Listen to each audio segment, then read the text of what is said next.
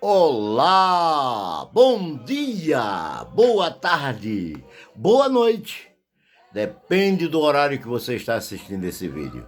Não sei se foi alguém que te ama ou que se preocupa com o seu bem-estar que compartilhou com você este vídeo, ou se você já é inscrito neste canal e todas as semanas está comigo aí refletindo na indefectível Bíblia Sagrada, a Palavra de Deus, e estamos aqui refletindo os 10 compromissos fundamentais de um cristão.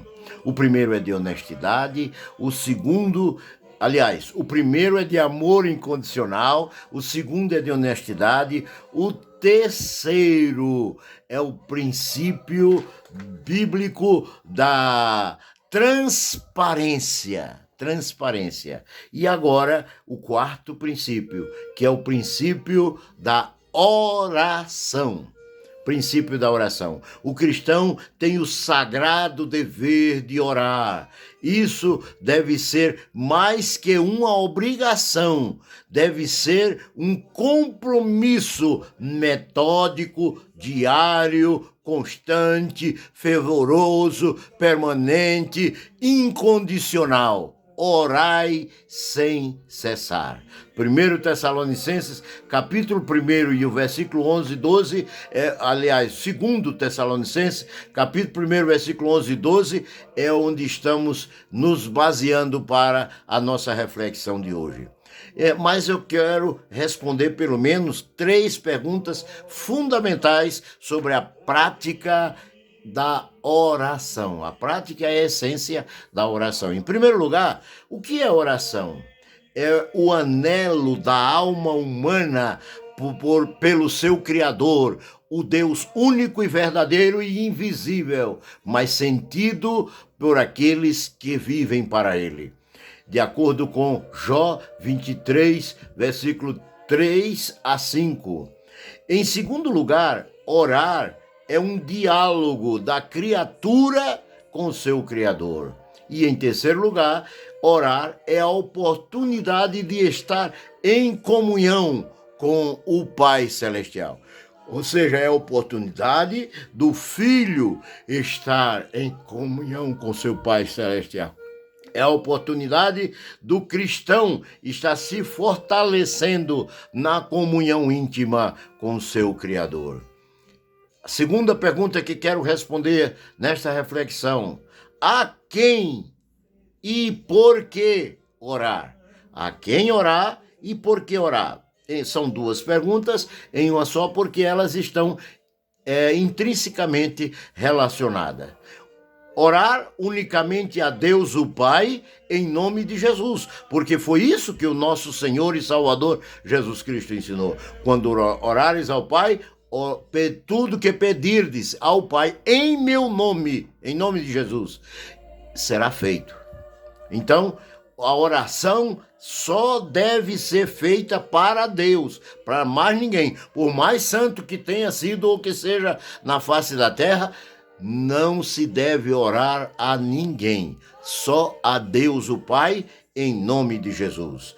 E, em segundo lugar, por que e a quem orar? Porque é necessário, necessitamos do poder de Deus e só recebemos este poder sobrenatural e espiritual divino se nós levarmos uma vida de oração. Terceira coisa, em resposta a essa oração, porque necessitamos a proteção divina. Quem ora a Deus tem a proteção voluntária do Deus que o protege, que o ama e que é amado por cada um de nós.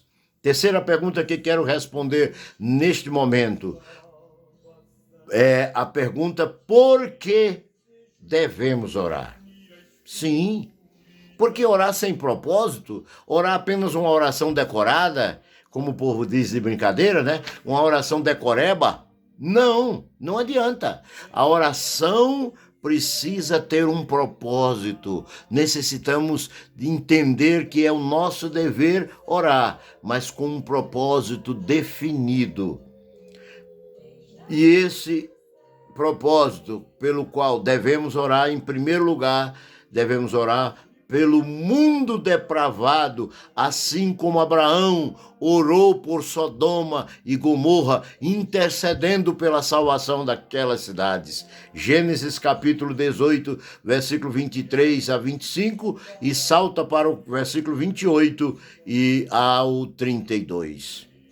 Em segundo lugar, devemos orar pelos nossos pastores, pelos nossos líderes, líder de ministério, líder de departamento, pelos nossos pais, pelos líderes da igreja de um modo geral.